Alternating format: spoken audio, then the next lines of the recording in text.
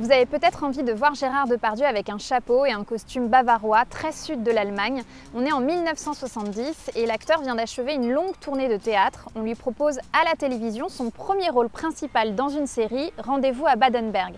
C'est à ce moment-là, pendant que mes distingués confrères couraient sans espoir à la poursuite de Maria Gregor, que j'ai eu la plus géniale idée de ma carrière. Depardieu tourne d'ailleurs en parallèle avec Jacques Audiard et il accepte d'enfiler le costume d'Eddie Balmont, qui est un jeune journaliste, enquêteur, qui part sur les traces de Maria Gregor, la fille d'un dictateur dont il tombera amoureux, de la fille, pas du dictateur. Maria Gregor est incarnée par Martine Redon, elle est magnifique dans cette série. C'est une série qui se passe dans un royaume imaginaire, la Béruvie. Elle est pleine d'intrigues politiques, d'espionnage. C'est des petites monarchies et de grandes montagnes où l'on parle d'amour, où l'on vit plein d'aventures différentes.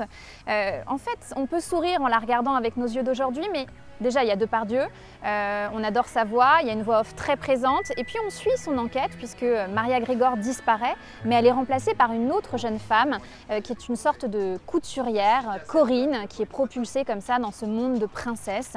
Et donc il faudra 12 épisodes pour découvrir où a disparu Maria Gregor.